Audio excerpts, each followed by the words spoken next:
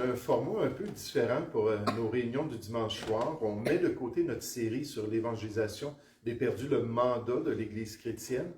Puis on va se concentrer cet été à répondre à des questions, du moins on va essayer par la parole de Dieu. Puis déjà par quelques questions que j'ai regardées cet après-midi, je vois que ce n'est pas nécessairement des réponses qui vont se trouver dans la parole de Dieu.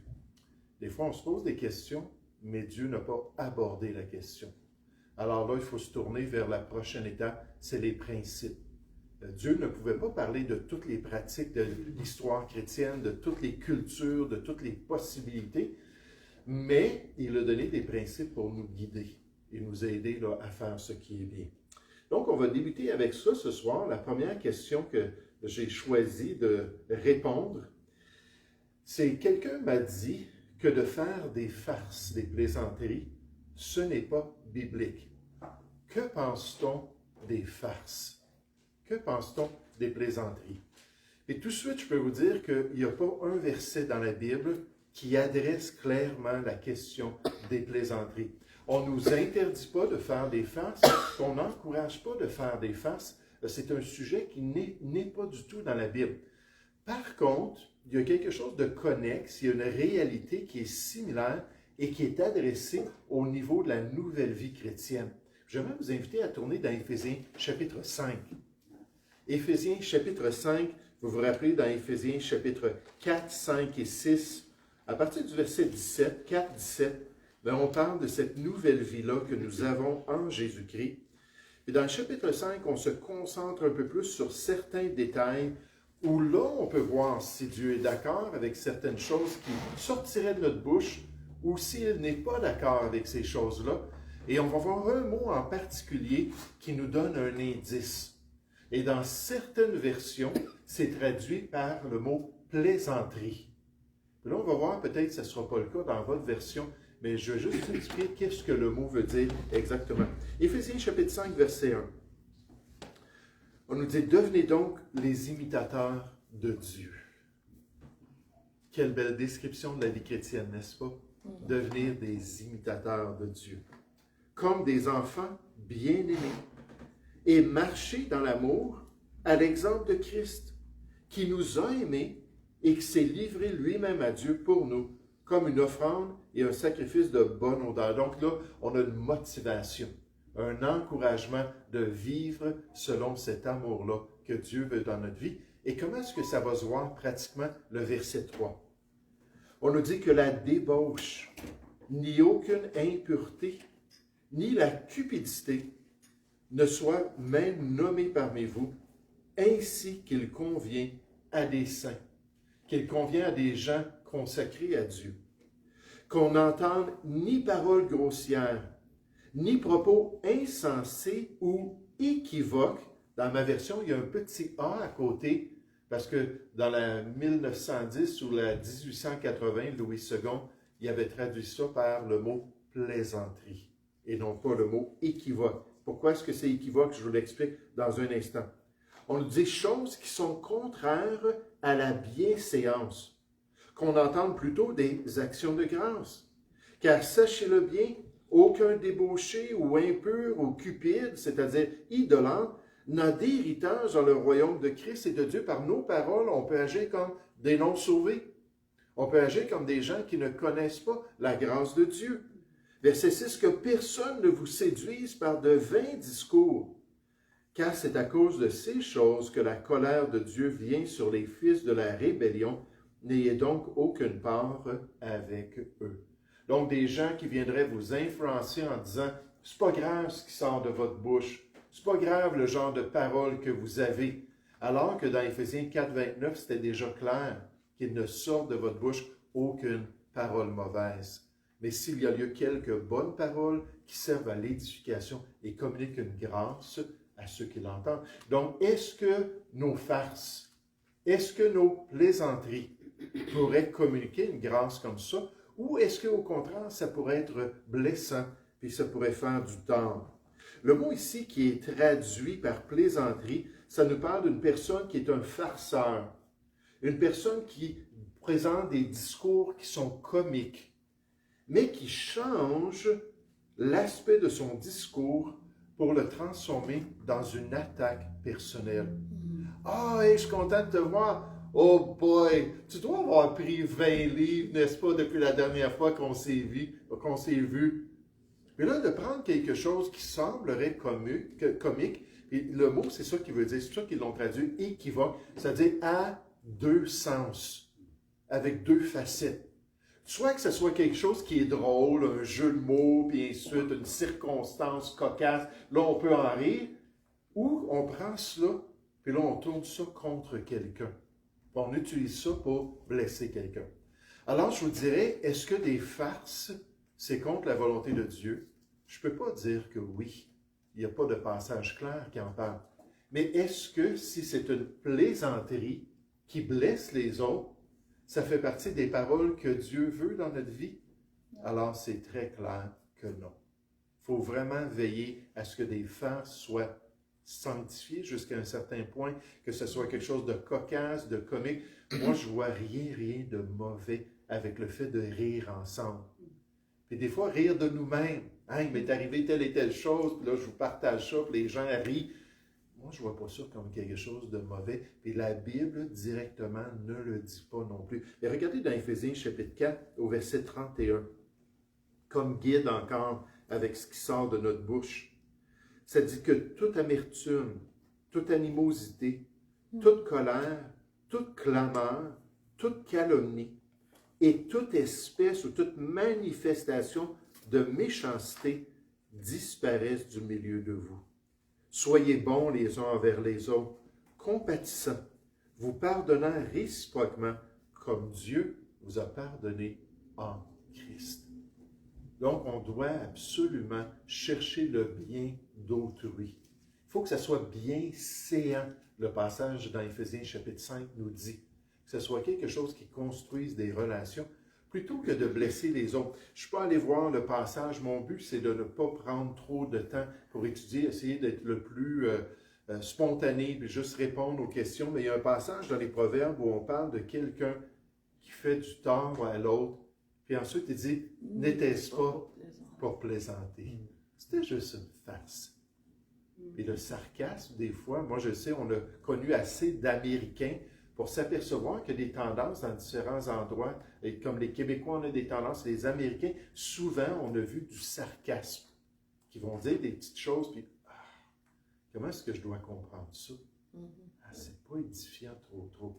Donc, les plaisanteries, je ne pense pas, c'est à chacun devant Dieu de décider, des farces plutôt, mais des plaisanteries qui peuvent blesser les autres, là, c'est clair dans ce passage-là. Ça ne convient pas à des saints. Ça ne convient pas à des enfants de Dieu. Et on devrait veiller sur ça. Est-ce que vous avez des questions concernant cette réponse? Une autre perspective? Oui. C'est juste pour le... Est-ce qu'on pourrait dire à ce moment-là que Dieu aussi, il aime faire des farces avec Balaam, puis... Oui, il y a différents passages qui sont un petit peu cocasses, puis des fois, les gens les interprètent comme Dieu qui a un sens de l'humour. Je ne suis pas rendu à cette conclusion-là. On a été fait à l'image de Dieu, puis nécessairement, pour moi, il n'y a rien de mauvais de rire, tout ça.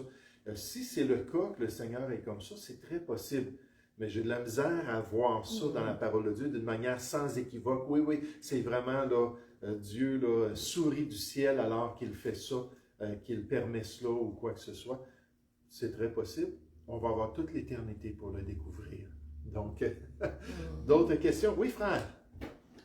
On dirait qu'il y a la plaisanterie aussi des mauvais coups. Oui, on pourrait décrire ça comme ça. Mais il y a des plaisanteries, vraiment, bon, ça juste fait rire. Oui. Mais comme on fait beaucoup maintenant sur le net, les pranks, comme on dit, ça c'est infernal.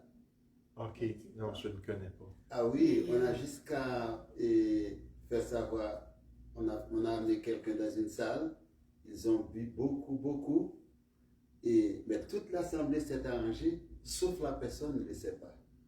Quand il est sourd, on le met dans un cercueil. Quand il est réveillé, il voit qu'il est dans un cercueil et il ouvre la porte, il touche un, deux doigts, personne ne fait rien. C'est comme s'il était visible.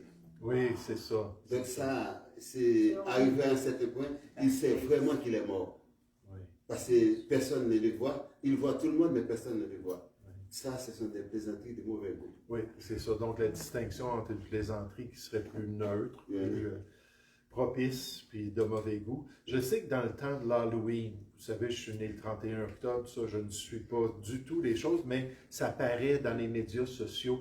Il y a beaucoup des gens qui font peur aux autres. Ils se déguisent, puis là, qu'ils arrivent là, puis ils font peur aux autres. En tout cas, je ne mentionnerai pas un frère dans le Seigneur que je connais qui était très, très fort sur des choses comme ça, mais je ne pense pas que j'étais très édifié quand il me faisait vivre certaines choses, mais en tout cas. Donc, oui, un bon commentaire. C'est une bonne question en passant de juste penser à ça. Est-ce que Dieu aborde cette question-là? Puis si jamais vous tombez sur un passage que vous dites « Ah, le pasteur n'en a pas parlé », venez me voir. Puis pendant la série, je le ramènerai, puis on pourra regarder ça. Maintenant, une autre question, cette fois-là sur la prière. Est-ce que Dieu, dans sa parole, nous enseigne à prier pour les besoins spécifiques des inconvertis en dehors de leur salut? Donc, est-ce que des exemples dans la parole de Dieu où Dieu nous dit, par exemple, de prier pour notre voisin, prier que ça aille bien au travail, prier qu'il puisse avoir sa promotion, et prier pour quelqu'un qu'on sait qui ne connaît pas le Seigneur, est-ce que ça se trouve dans la parole de Dieu? Ce que j'ai fait, c'est que j'ai pris le Nouveau Testament cet après-midi, puis j'ai regardé toutes les instructions, tous les passages qui parlent de la prière. Puis effectivement, il y a des passages qui nous parlent de la prière pour les inconvertis au niveau de leur salut, comme la personne le mentionnait. Par exemple, il y a Romains chapitre 10, verset 1. Et Paul rend ce témoignage-là qu'auprès des Juifs de la nation d'Israël, qu'il priait pour eux. C'était le vœu de son cœur et sa prière à Dieu pour qu'ils soient sauvés. Durant le ministère du Seigneur Jésus, il a dit de prier qu'il y ait des ouvriers qui soient envoyés dans sa moisson. On a ça dans Luc chapitre 10 au verset 2. Donc, il y a du monde que Dieu envoie pour aller rendre témoignage, pour être des témoins de la vérité de Dieu, encore une fois, afin que ces gens-là puissent être touchés par le salut du Seigneur. Dans l'enseignement de Christ, dans Luc chapitre 6 au verset 28, il dit de prier pour ceux qui nous maltraitent et qui nous persécutent. Nécessairement, le passage parle d'être miséricordieux, de chercher à pardonner, puis de désirer le pardon de ces gens-là. Donc, encore une fois, c'est lié à mon idée, dans ma perspective du passage, dans son contexte, c'est lié avec le pardon de ces gens-là. Il y a même des prières pour la délivrance démoniaque, pour que des personnes puissent être délivrées de démons. Pendant le ministère du Seigneur Jésus, on nous disait, cette sorte de démons-là, cette catégorie de démons-là, ne peut sortir que par la prière, et des fois même on rajoute, et le jeûne. Donc on voit qu'il y avait des catégories particulières, que ce n'était pas assez d'aller dire carrément au nom de Christ à cette personne-là et aux démons de s'en aller. Mais il fallait prier Dieu pour que Dieu puisse intervenir. Mais est-ce qu'il y a un passage dans le Nouveau Testament qui nous dit de prier pour notre prochain qui n'est pas sauvé pour ses besoins personnels? J'en ai trouvé aucun. Il n'y a aucun dans toutes les références à la prière, à prier, à l'impératif de prier, tout ça. J'ai trouvé aucun passage. Maintenant, il y a un passage, encore une fois, qui pourrait être lié un peu à l'évangélisation, qui pourrait être lié au salut des gens et que ça pourrait faire partie de nos prières, alors que Dieu nous dit de prier pour les autorités de ce monde. Regardez dans 1 Timothée chapitre 2. 1 Timothée chapitre 2. C'est pour ça que quand on a nos réunions de prière, et là on partage des fardeaux qu'on a, on partage des désirs qu'on a pour des gens. Et des fois on va dire, bon, ben ma voisine, telle et telle chose, il y a eu telle et telle circonstance, puis elle est à l'hôpital aujourd'hui, est-ce qu'on peut prier pour elle? Là, je vais demander, mais est-ce que c'est quelqu'un qui connaît le Seigneur? Puis si on nous dit non, là, on va dire, bon, on va mettre ça dans notre prière pour qu'elle connaisse le Seigneur, pour que Dieu puisse la toucher. C'est beau d'être guéri physiquement. Ça peut être un élément important pour elle, pour l'amener à Christ. mais notre prière devrait être, d'après ma perspective de la parole de Dieu, devrait être pour son salut. Parce que c'est ça qu'on doit amener devant la présence de Dieu.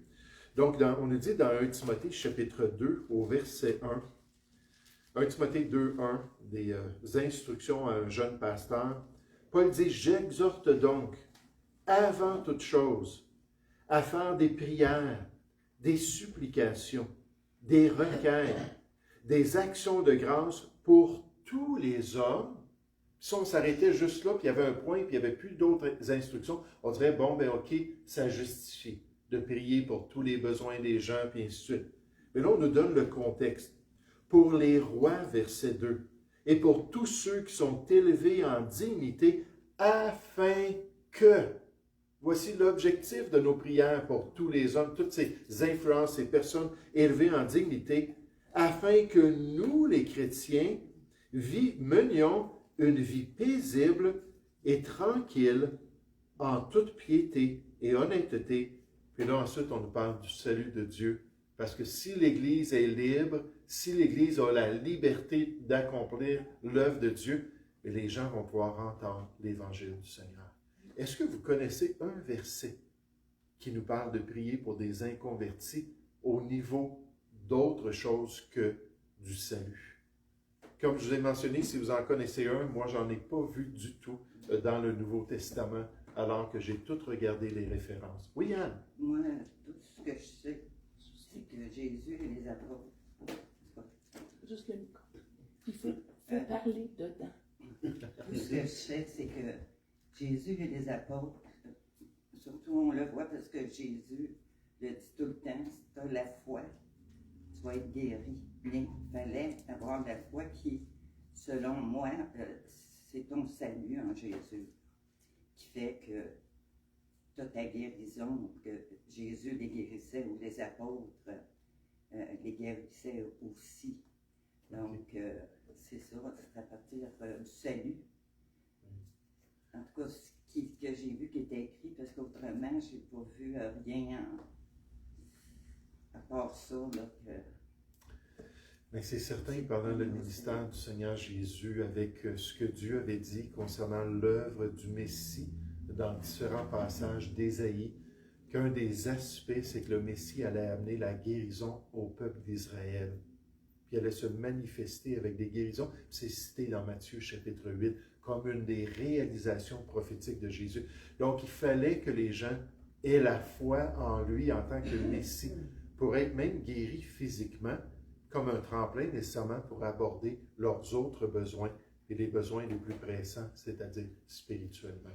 Donc, mais au niveau de la prière, pour ces gens-là, par contre, non, on n'a pas de mention de cela. Oui, Mme Nollet. Et si je répète, c'est juste pour m'assurer que les gens entendent tous la question. Moi, je parlais avec une personne qui m'a cité le psaume 65 au verset 3 par rapport à cette question, qui dit « Ô toi », c'est David qui parle à Dieu, et ça dit au verset 3, ô toi qui écoutes la prière, tous les hommes viendront à toi. Est-ce que ça pourrait être un verset qui peut nous emmener à penser que Dieu répond à toutes les prières, ou je sais pas, est-ce que vous en pensez ça? Non, je ne pense pas du tout que c'est lié à cela, personnellement. On pourrait étudier le psaume en détail, mais donc moi, je ne vois pas aucune promesse dans les Écritures au niveau de la prière. C'est certain que la première prière que Dieu veut entendre, puis ça ne veut pas dire qu'un individu qui cherche Dieu, comme Corneille, qui vraiment prie continuellement pour essayer de connaître Dieu, puis être dirigé par Dieu. L'ange, quand il a apparu dans Acte 10 à Corneille, il dit « Dieu s'est souvenu de tes prières. » Mais quelle a été la prière qui a fait un impact dans la vie de Corneille? C'est quand son cœur s'est ouvert à Jésus-Christ. Puis il a invité Jésus à venir. L'Esprit de Dieu est descendu, puis il est devenu une nouvelle créature. Donc, je ne dis pas que Dieu n'entend pas les prières des gens. Là, on parle de chrétiens qu'est-ce que Dieu s'attend de nous au niveau des inconvertis? Je dirais que la prière devrait être focalisée sur leur besoin un jour de se tourner vers Jésus-Christ. Oui, ils vont. Qu'est-ce qu'on entend par prochain? Notre prochain, Oui. mais dans les Écritures, ça veut dire les gens autour de nous. Ça peut être des sauvés, ça peut être des inconvertis. C'est toutes les personnes qu'on côtoie dans notre vie. Puisque dans Marc 12, 31, il dit, tu aimeras ton prochain comme toi-même.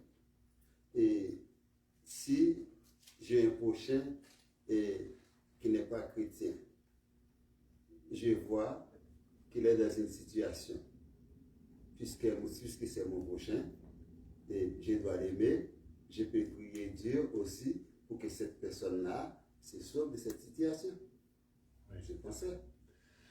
C'est certain que si c'est ce que tu as à cœur de faire, tu peux le faire. Je ne dis pas que c'est mal de le faire. C'est juste que pour moi, aimer notre prochain, avant tout, c'est d'aller le voir, puis d'essayer de l'aider dans sa difficulté, d'essayer de l'accompagner et de l'encourager à se tourner vers Dieu, de l'encourager là, à avoir cette relation-là avec Dieu. Mais si dans ton cœur, tu dis, ben moi, je vais prier pour lui, il n'y a aucun problème. C'est juste la question, c'est est-ce que Dieu nous dit qu'il faut prier pour les besoins des gens dans ce monde? Puis moi, je ne vois aucune instruction dans le Nouveau Testament pour cela. Moi, Il ne faut pas approcher du cellulaire. Oui, Rosemary. oui, moi, là, dans ce cas-là, j'ai vu, c'est de prier pour les gens qui sont autour de nous, qui n'ont pas encore connu Dieu. Oui, donc de prier pour eux. Pour eux. Puis là, Conversion. remettre ça. Conversion. Oui, Leur puis remettre ça conversion. entre les Et mains du ensuite, Seigneur. Ensuite, prier pour les autres besoins. Oui, Et premièrement, c'est pour leur conversion. oui, c'est ce qui est le plus important, D'après moi. effectivement. Effectivement. Donc ça, c'était une autre question qui a été demandée, que j'apprécie bien. Ensuite, troisièmement, une question que là, on a déjà entendu les informations concernant cela, mais la personne l'a demandé quand même. Puis la question, c'est où Caïn a-t-il trouvé son épouse? Où Caïn a-t-il trouvé son épouse? Donc, Adam et Ève sont ensemble. Ils ont Caïn comme fils. Ils ont Abel comme fils. Abel, malheureusement, est tué par Caïn, son frère. Puis là, il arrive une situation où on parle de Caïn, puis on dit qu'il se marie, puis il part une famille, puis il s'en va dans une autre contrée. Attendez, là, il y a 4 personnes sur la planète Terre. Comment est-ce que Caïn peut marier une dame quand il n'y a pas d'autres habitants? Oui? Je peux juste mentionner que l'écran fait ça tout le long. J'ai remarqué ça aussi. Oui, donc juste mentionner ok. aux gens qu'il n'y a rien que moi je peux faire ici. OK. Nouveau cellulaire, peut-être qu'il est mal programmé, je ne sais pas, mais malheureusement, il y a une situation là avec l'écran, donc je suis bien désolé pour ça. Mais qui est-ce que Caïn pouvait marier? Et la réponse est bien simple. Il pouvait marier une de ses sœurs. Puis je vais vous montrer ça dans les Écritures. Tournez avec moi dans Genèse chapitre 5. Et c'est clair que dans le récit où on décrit le mariage de Caïn, puis son départ de sa famille, puis il va partir une nouvelle partie de la race humaine, tout ça, on ne nous donne pas d'âge. On ne nous donne pas la séquence de temps. Alors, est-ce que Caïn, après avoir tué Abel, s'est marié 10 ans après? Est-ce qu'il s'est marié 75 ans après? Est-ce qu'il s'est marié 250 ans après? On n'a aucune idée. Mais ce que ça veut dire, c'est qu'effectivement, le fait qu'on ne nous donne pas de temps, ça enlève la restriction du fait que peut-être il aurait marié une de ses sœurs. Là, je peux penser aux gens qui disent « Ah, marier une de ses sœurs, c'est interdit, c'est dangereux, c'est mauvais. » Mais là, la race humaine est en train de débuter. Puis il n'y a pas du tout de détérioration génétique dans la race humaine. C'est seulement sous la loi de Moïse, des siècles plus tard, que là, Dieu va dire, OK, un homme ne peut pas marier sa sœur. Puis là, on connaît la sagesse de ça aujourd'hui, les dangers d'un mariage proche comme ça, avec les répercussions sur la progéniture. Mais dans Genèse chapitre 5, on nous dit au verset 1, Genèse chapitre 5, verset 1, « Voici le livre de la postérité d'Adam. Lorsque Dieu créa l'homme, il le fit à la ressemblance de Dieu. Il créa l'homme et la femme et il les bénit. Il les appela du nom d'homme lorsqu'ils furent créés. Adam, âgé de 130 ans. » Donc tout de suite là, on voit que les règles de l'époque n'étaient pas du tout nos règles aujourd'hui. Engendra un fils à sa ressemblance, selon son image, et lui donna le nom de Seth, donc le troisième garçon après la mort de Abel. Les jours d'Adam, après la naissance de Seth, furent de 800 ans, et il engendra des fils et des filles. Et en passant, Ève est appelée la mère de tous les vivants. Puis il y en avait des vivants pendant ces années-là de mariage. Tous les jours qu'Adam vécut furent de 930 ans, puis il mourut. Alors, la réponse est tout simplement, il a pris une de ses sœurs. Peut-être 50 ans après, peut-être 75 ans après, et peut-être qu'il y avait toute une grosse famille déjà qui s'était développée pendant des siècles. On peut en avoir des enfants. On sait que pendant l'âge où la femme est fertile, il y a des familles des fois de 20 enfants. Puis là, on parle juste de quelques décennies. Mais si on met ça sur 800 ans, j'aimerais vous dire, il y en avait du monde dans la progéniture d'Adam et Ève.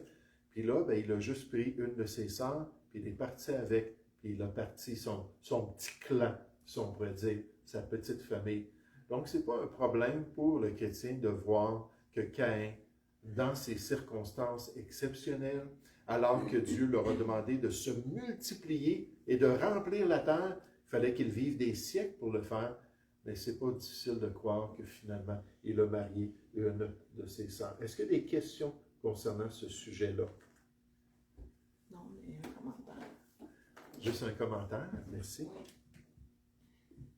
Le commentaire, ce serait de mentionner toutes les mutations qu'on a aujourd'hui comparativement à Adam et Ève, le péché était nouveau pour eux. Donc, est-ce qu'ils auraient eu autant de mutations que nous, on en a aujourd'hui? Oui, c'est ça. Non, effectivement, si on pourrait dire les gènes de la race humaine, il n'y avait pas ces problèmes-là qu'aujourd'hui, on va transporter avec nous dans notre corps. Rendu à 45 ans, j'avais toutes les statistiques des milliers de mutations qu'on a, puis de ceux qu'on va passer à notre progéniture, des centaines qu'on va passer. Donc, chaque génération est un petit peu plus handicapée génétiquement que la précédente. Puis là, bon, on remonte dans toute l'histoire. Puis d'ailleurs, après le déluge de Noé, probablement aussi qu'il y a eu des changements qui se sont accélérés, alors qu'il y a eu une transformation à cet égard. Donc, Caïn a marié une de ses sœurs. Une autre question, deux autres questions, puis on va arrêter avec ça. Est-ce que Jésus est vraiment le berger des chrétiens? Est-ce que Jésus est vraiment le berger des chrétiens?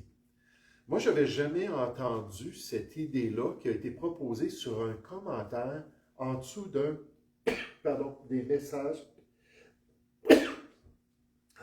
désolé, sur Facebook. Puis quelqu'un a marqué ça, là, que non, Jésus, c'est le berger d'Israël, mais ce n'est pas le berger des chrétiens. Puis quand j'ai entendu ça, j'étais vraiment surpris. Donc, je l'ai même demandé aux gens, juste un mercredi soir, qu'est-ce que vous pensez? Les gens n'étaient pas certains, mais on va regarder ça dans la parole de Dieu. Mais la réponse, c'est que Israël a un berger. David l'a décrit dans le psaume 23. C'est Dieu qui est le berger d'Israël. Ça, c'est clair dans le ministère du Seigneur Jésus, alors qu'il voyait toutes les foules qui ne connaissaient pas Dieu. Il avait le cœur brisé, parce qu'il disait, ce sont comme des brebis sans berger. Ils n'ont pas cette relation-là avec Dieu. Mais dans la nouvelle alliance, puis dans le salut en Jésus-Christ, oui, le Seigneur Jésus est le berger des chrétiens, autant que des Juifs qui se sont convertis à Dieu. Des Juifs qui ont connu cette nouvelle vie-là en Jésus-Christ. Et le passage du Nouveau Testament qui est le plus clair, c'est Jean chapitre 10. Si vous voulez tourner dans ce passage-là, c'est un petit peu le psaume 23 du Nouveau Testament. Jean chapitre 10. est-ce que Jésus est le berger des chrétiens? Dans Jean chapitre 10. Et je vais vous faire remarquer deux aspects de Jean chapitre 10 qui viennent confirmer cela. On le dit au verset 1, « En vérité, je vous le dis, Amen, Amen, c'est vrai, c'est garanti. Celui qui n'entre pas par la porte dans la bergerie, mais qui y monte par ailleurs, est un voleur et un brigand. Mais celui qui entre par la porte est le berger des brebis. Le portier lui ouvre, et les brebis entendent sa voix. Il l'appelle par leur nom, les brebis qui lui appartiennent, et il les conduit dehors. Lorsqu'il a fait sortir toutes ses propres brebis, il marche devant elles, et les brebis le suivent parce qu'elles connaissent sa voix. Elles ne suivront point un étranger, mais elles fuiront loin de lui, parce qu'elles ne connaissent pas la voix d'un étranger. Jésus leur dit cette parabole, mais ils ne comprirent pas de quoi il leur parlait. Jésus leur dit encore, « En vérité, je vous le dis, je suis la porte des brebis. Tous ceux qui sont venus avant moi sont des voleurs et des brigands, mais les brebis ne les ont point écoutés. Je suis la porte. Si quelqu'un entre par moi, il sera sauvé. Il entrera et il sortira en tant que brebis dans la bergerie du Seigneur, et il trouvera des pâturages. Le voleur ne vient que pour dérober, égorger et détruire. Moi, je suis venu afin que les brebis aient la vie et qu'elle l'ait en abondance. Je suis le bon berger. Le bon berger donne sa vie pour ses brebis. Mais le mercenaire qui n'est pas le berger et à qui n'appartiennent pas les brebis, voit venir le loup, abandonne les brebis et prend la fuite, et le loup les ravit et les disperse. Le mercenaire s'enfuit parce qu'il est mercenaire et qu'il ne se met point en peine des brebis. Je suis le bon berger. Je connais mes brebis et elles me connaissent. Comme le Père me connaît et comme je connais le Père, et je donne ma vie pour mes brebis. J'ai encore d'autres brebis qui ne sont pas de cette bergerie. Celles-là, il faut aussi que je les amène. Elles entendront ma voix.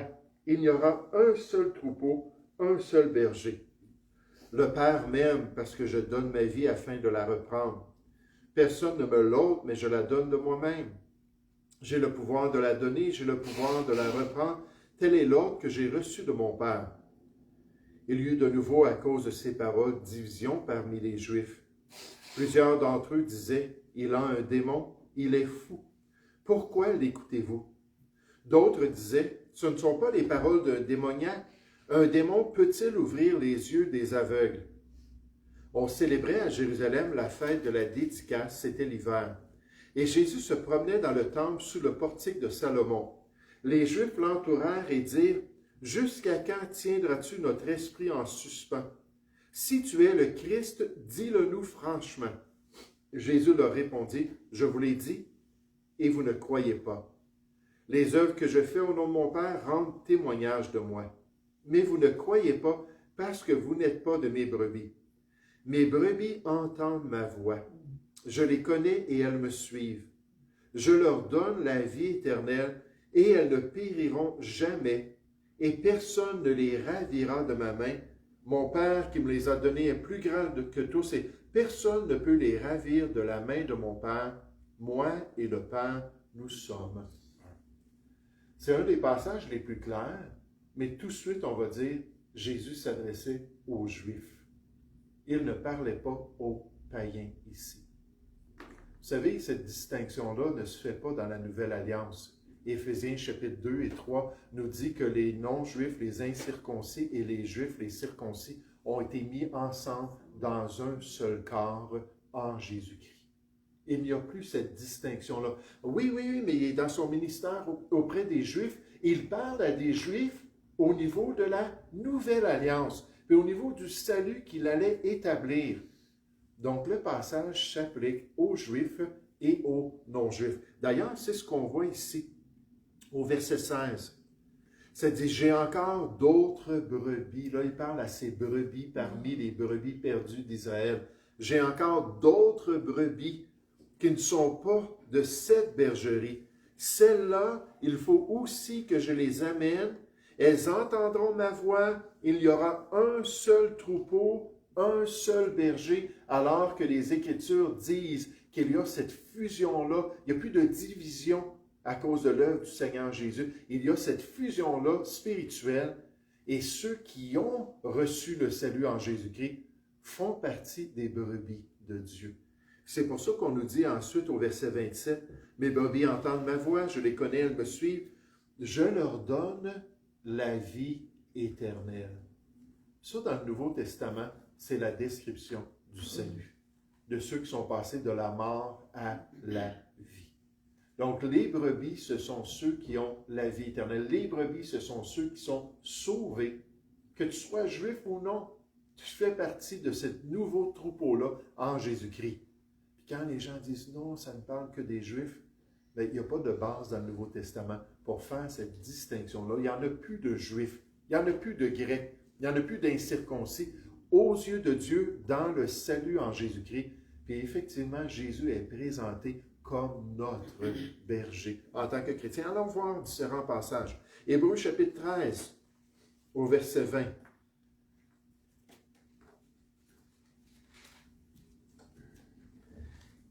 Bon, on peut commencer peut-être au verset 18. Hébreux chapitre 13, au verset 18. On nous dit « Priez pour nous, car nous croyons avoir une bonne conscience, voulant en toutes choses bien nous conduire, gloire à Dieu pour des gens qui sont sincères et sensibles. C'est avec instance que je vous demande de le faire, afin que je vous sois rendu plus tôt. Que le Dieu de paix, qui a ramené d'entre les morts le grand berger des brebis, par le sang d'une alliance éternelle, la nouvelle alliance, notre Seigneur Jésus, vous rendre capable de toute bonne œuvre pour l'accomplissement de sa volonté. Les bonnes œuvres dans la nouvelle alliance viennent après le salut. Éphésiens chapitre 2, versets 8 à 10.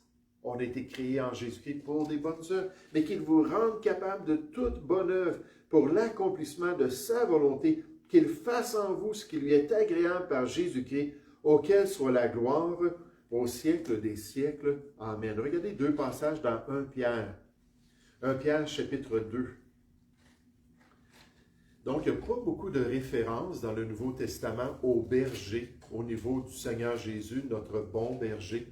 Dans Jean, chapitre 10, c'est lié aux brebis qui ont reçu la vie éternelle du Seigneur Jésus, qui ne périront point, qui vont être dans la présence de Dieu pour toujours. Et ça inclut les circoncis, les incirconcis. Puis dans les quelques autres passages, juste 3 autres passages, et là on présente ça aux chrétiens comme une réalité dans notre relation avec Dieu grâce au salut qui se trouve en Jésus-Christ. 1 Pierre chapitre 2, à partir du verset 19. On nous dit « Car c'est une grâce de supporter des afflictions par motif de conscience envers Dieu, quand on souffre injustement. En effet, quelle gloire y a-t-il à supporter de mauvais traitements pour avoir commis des fautes? Mais si vous supportez la souffrance lorsque vous faites ce qui est bien, c'est une grâce devant Dieu. Et c'est à cela que vous avez été appelés, parce que Christ aussi a souffert pour vous, vous laissant un exemple afin que vous suiviez ses traces. Lui qui n'a point commis de péché, et dans la bouche duquel il ne s'est point trouvé de fraude, lui qui injuriait ne rendait point d'injure, maltraité ne faisait point de menaces, mais s'en remettait à celui qui juge justement. Lui par les meurtrissures duquel vous avez été guéris. Lui qui a porté lui-même nos péchés en son corps sur le bois, afin que, morts au péché, nous vivions pour la justice, lui par les meurtrissures duquel vous avez été guéris, et c'est à cause de son sacrifice que nous sommes chrétiens, car vous étiez comme des brebis errantes, mais maintenant vous êtes retournés vers le berger et le gardien de vos âmes, en Jésus-Christ et à cause de son salut. Nous sommes tous errants comme des brebis, nous dit Isaïe 53, verset 6. Et l'Éternel a fait retomber sur lui l'iniquité de nous tous. Puis en tant que chrétiens, on est allé à Jésus-Christ Il a porté nos péchés, il nous a donné ce salut-là, qu'on est revenu vers le bon berger pour pouvoir avoir une relation avec lui. Puis il y a seulement un autre passage qui parle du berger dans 1 Pierre chapitre 5. 1 Pierre chapitre 5, qui parle aux pasteurs, aux anciens. Ça nous dit au verset 2, « Paissez le troupeau de Dieu ». Donc, en parlant de l'Église, on appelle l'Église le troupeau, la bergerie de Dieu, là où se trouvent les brebis du Seigneur. Puis le pasteur doit paisser, nourrir, prendre soin, agir comme un berger. Littéralement, le verbe, ça veut dire de faire l'œuvre du berger pour le troupeau de Dieu. Ça dit qui est sous votre garde, non par contrainte, mais volontairement selon Dieu, non pour un gain sordide, mais avec dévouement, non comme dominant sur ceux qui sont échus en partage, étant le dictateur des croyants, mais en étant le modèle du troupeau. Et lorsque le souverain berger, le chef des bergers dans l'original, paraîtra, le propriétaire de la bergerie sur l'Église de Jésus-Christ, lorsqu'il arrivera, vous obtiendrez la couronne incorruptible de la gloire. Donc, le pasteur est le sous-berger, puis celui qui est le propriétaire, le chef des bergers, mais c'est lui qui va le récompenser pour l'œuvre qu'il aura accomplie.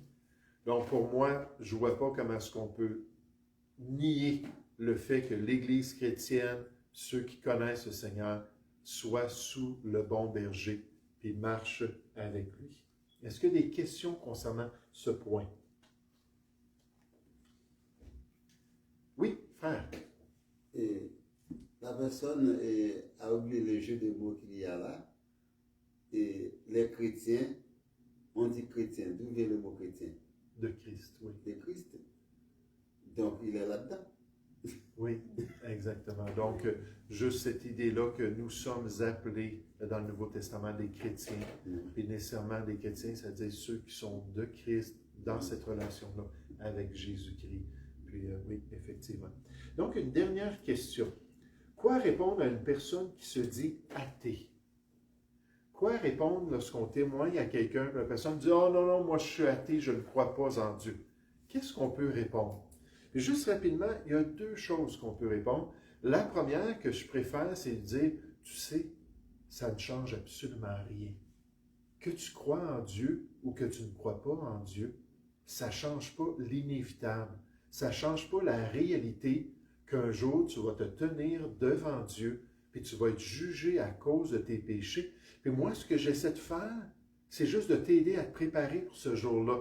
Juste de t'aider à comprendre la solution qui se trouve en Jésus-Christ pour te délivrer de cette situation-là.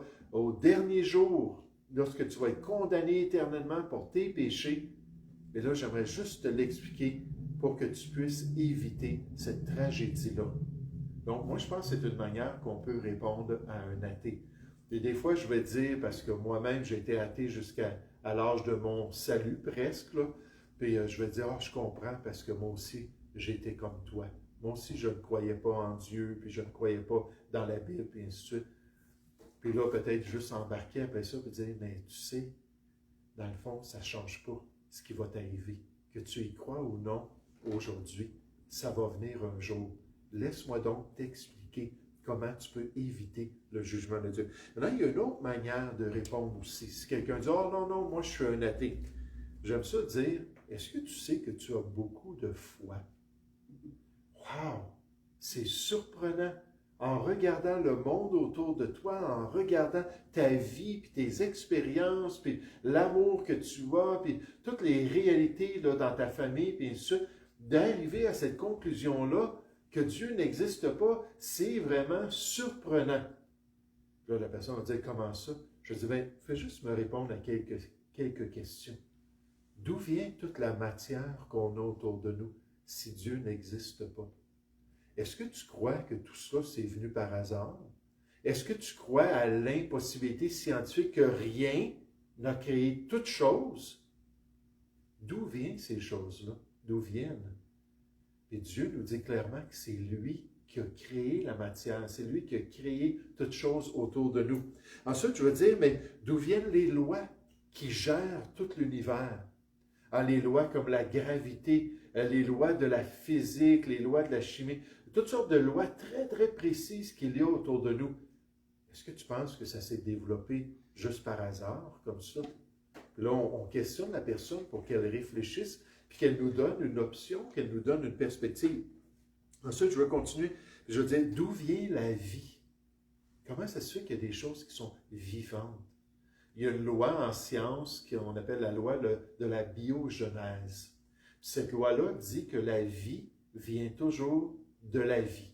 Si on trouve un petit chat qui est en train d'errer, là, puis qu'on vient de l'amener à la maison, est-ce qu'on va pouvoir dire que ce petit chat-là est venu dans son existence sans un chat et une chatte derrière sa vie? Non, il n'y a jamais de réalité dans notre expérience d'une vie qui paraît sans qu'il y ait une autre vie derrière. Même l'université Harvard, qui est une des grosses universités américaines, a un projet qu'ils ont débuté, je pense, en 2022.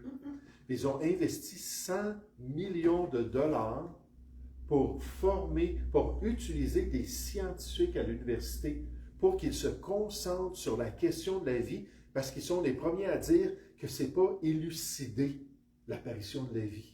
On ne sait pas comment ça se fait qu'il y a de la vie. Les gens vont dire, oui, dans les années 50, ils ont fait des réactions chimiques avec différents produits, puis ça a produit de la vie. C'est pas vrai. Loin de là. Il n'y a jamais eu de vie qui a été produite en laboratoire.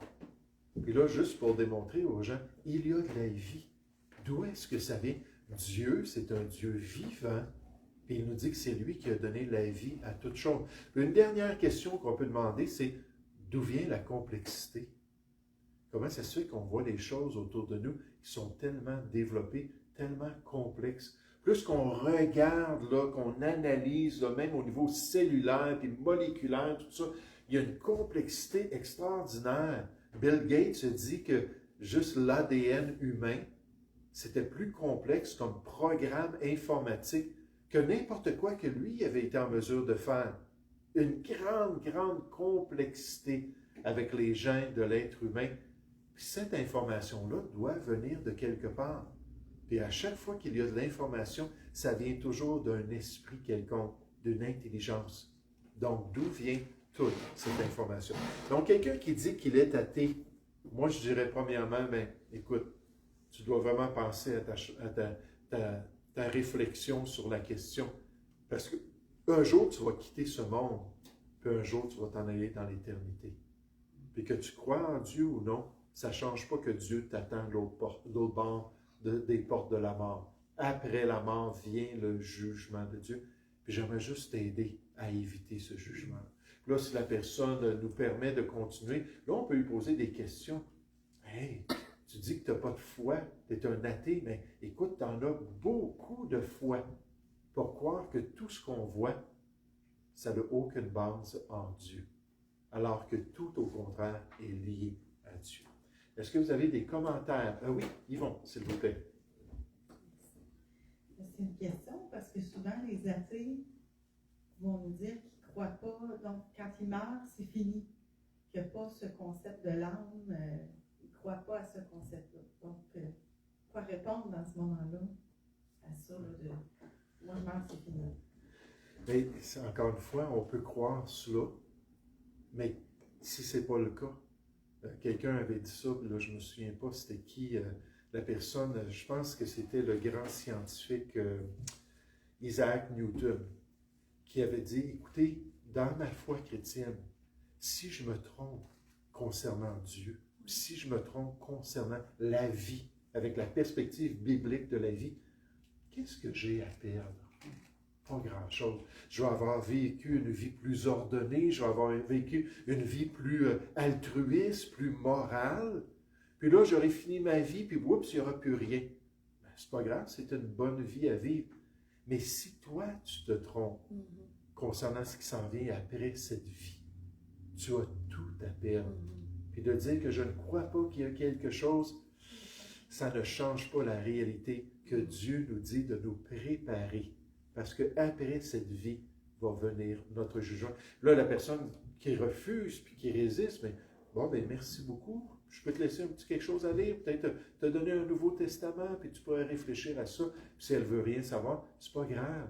Le jeune homme riche, là, qui est venu se prosterner aux pieds de Jésus, puis « Bon maître, que dois-je faire pour avoir la vie éternelle? » Il est parti tout triste, sans la vie éternelle. Ça, c'est pas notre responsabilité. On est responsable de l'expédition de la bonne nouvelle, et les gens sont responsables de la réception de la bonne nouvelle.